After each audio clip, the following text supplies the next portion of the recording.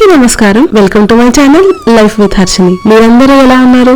నేనైతే చాలా బాగున్నాను. నా వీడియోస్ కనుక మీకు నచ్చితే ప్లీజ్ సబ్స్క్రైబ్ చేయండి, లైక్ కూడా చేయండి. ఇవాళ వీడియో వచ్చేసి ఇంట్లోనే నెయ్యి ఎలా ప్రిపేర్ చేయాలి అని. నేనైతే 99.9% ఇంట్లోనే ప్రిపేర్ చేయడానికి ట్రై చేస్తాను. ఈ వెన్న అయితే నేను లాస్ట్ 1 month నుంచి స్టోర్ చేస్తున్నాను. ఈ మేగడ మొత్తం పాల మీద నుంచి తీసిందే. మీ దగ్గర కవం ఉన్న కవం యూస్ చేయొచ్చు. నా దగ్గర అయితే బీటర్ ఉంది కాబట్టి బీటర్ యూస్ చేస్తున్నాను, తొందరగా అయిపోతుంది అని. మీకు చాలా సేపు అయినా ఇంకా వెన్న సెపరేట్ అవ్వట్లేదు అనుకుంటే ఐస్ వాటర్ కానీ కోల్డ్ వాటర్ కానీ యాడ్ చేసుకొని మళ్ళీ ట్రై చేయండి, అవుతుంది. నాకైతే 4 to 5 minutes పట్టింది, ఒకసారి ఇంకా ఎక్కువే అవుతుంది.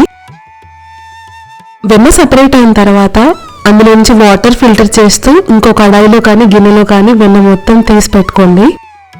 వెన్న తీసిన తర్వాత మంచిగా మిగులుతుంది కదా, అదేం వేస్ట్ చేయనవసరం లేదు. మనం దోశ వేసుకోవచ్చు. ఆ రెసిపీ కూడా నెక్స్ట్ వీడియోలో పెడతాను. షార్ట్ అయితే ఆల్రెడీ పెట్టేశాను, మీకు ఎండ్ స్క్రీన్ లో ట్యాగ్ చేస్తాను, ప్లీజ్ క్లిక్ చేసి అది కూడా చూసేయండి. వెన్న సెపరేట్ చేసి వేరే కడాయిలో తీసుకున్న తర్వాత సిమ్ లో పొయ్యి మీద పెట్టి వెన్న మొత్తం కరిగిపోయి నెయ్యి కొంచెం ఎరుపు కలర్ లో మారేంత వరకు కాచుకోవాలి. నెయ్యి అంతా ప్రిపేర్ అయిన తర్వాత పొయ్యి మీద నుంచి దించే ముందు మీ దగ్గర కరివేపాకు కానీ లేదంటే తమలపాకు కానీ ఉంటే అందులో వేయండి. టేస్ట్ చాలా బాగుంటుంది, స్మెల్ కూడా ఇంకా బాగుంటుంది. ఆ తమలపాకు తిన్నా కూడా టేస్ట్ అయితే అదిరిపోతుంది. ప్లీజ్ నా వీడియోకి లైక్ చేయండి, సబ్స్క్రైబ్ చేసుకోండి.